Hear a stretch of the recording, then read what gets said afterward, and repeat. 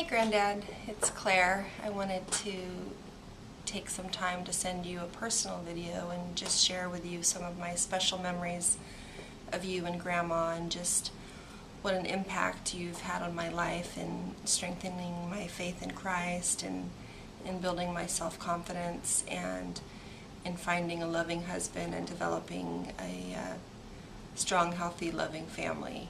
I just want you to know that I love you so much, and I've just been thinking a lot about our memories growing up and sharing them with Andy and the kids lately, so I thought I'd like to kind of share some of those special moments with you. I actually wrote a couple of them down, but thought I could give them to you personally over video. I thought that might be an easier way. I'm thinking of some of my earliest memories of you and Grandma, and I think they were when we used to camp in Colorado in the campers close to the river, and I can still remember sitting on your lap by the campfire and warming my hands.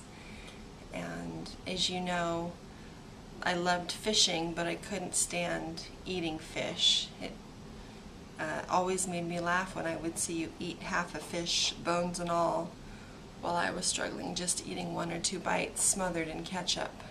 I couldn't understand how you and my dad loved eating the rainbows and the browns we caught. Meanwhile, I was always waiting for hamburger or hot dog night. The unfortunate part is the better we did fishing, the more fish we ended up having to eat. But Grandma, knowing her granddaughter, always kept stocked up on other items like her cornbread, her okra, her black-eyed peas, hot dogs, hamburgers, peanut butter sandwiches, you name it. She always had something else for me to eat. And the beauty was I learned that I didn't have to eat the fish, I just had to be good at catching them. And I learned to focus on the positive, and that was at least we weren't eating squirrel stew. I remember how generous you and Grandma were during birthdays and Christmases, and still are. And you would send really sweet cards, and usually you would send us a check or money to go pick something out from the store that we wanted. And the story that of course sticks out in my mind was when I was about 6 or 7 years old, and you and Grandma called me to wish me a happy birthday, and you asked me, well, what did you buy for your birthday with the money that we sent you? And of course my answer was peanut butter. And the backstory to that was I was playing around with the peanut butter and I ended up breaking the jar, and as punishment my mom made me use my birthday money to buy a new jar of peanut butter. So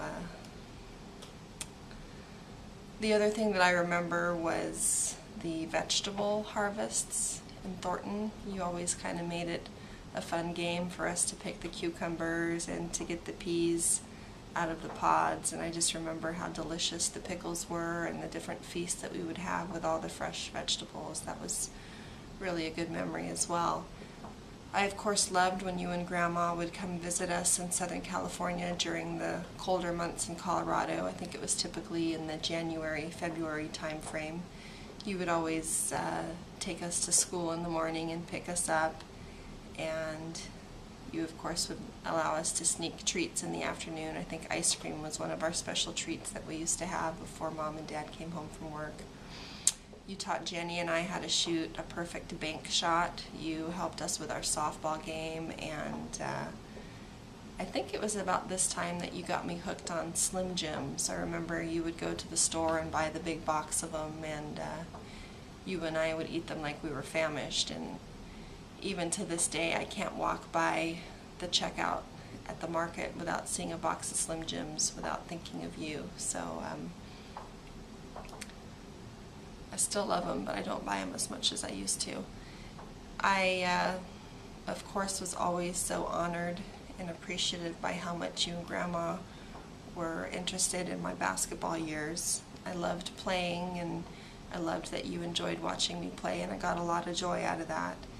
And, you know, although I was set back by some knee injuries resulting in surgery, you guys were always encouraging and lifting me up. And come to think of it, I think this might have been when some of the afternoon ice cream jaunts might have happened. I think that Grandma made you bring me ice cream after my knee surgeries to lift my spirits, and I just remember how special and how good care you guys took care of me when I was recovering from those knee surgeries.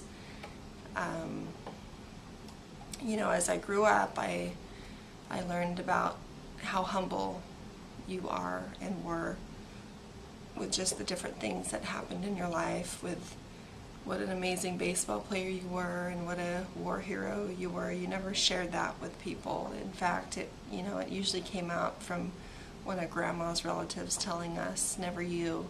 And I have to tell you that I've really enjoyed reading and referencing the book that Danny put together about your life, because, I knew bits and pieces here and there, and of course, I knew about Vera and what a tragic event that was in your life. But as I've gotten older and just have realized how much you've relied on God and your faith in Christ to kind of help you through those difficult times, and just, all the hard times and adversity you went through, and just being in the war, and just growing up in,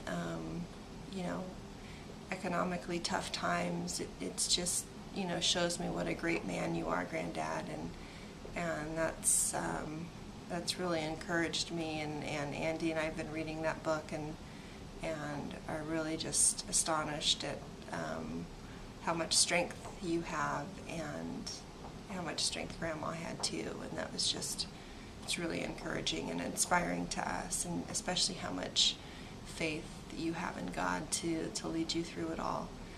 I especially love how you adopted Andy into the family. He loves you so much. We love our pitch games. We still talk about the birthday party where you dressed up, and we just had a ball. We love those pictures. I think I have about 2 or 3 pages of your pitch sayings written down and refer to those quite often. So I just want you to know that I love you so much. You've had such a powerful impact on my life, and I just pray for you right now as you're not feeling well, and I just want you to know how much our family appreciates you and loves you, and I just hope that this video finds you feeling better, and hope to talk to you soon. Love you, Granddad. Bye.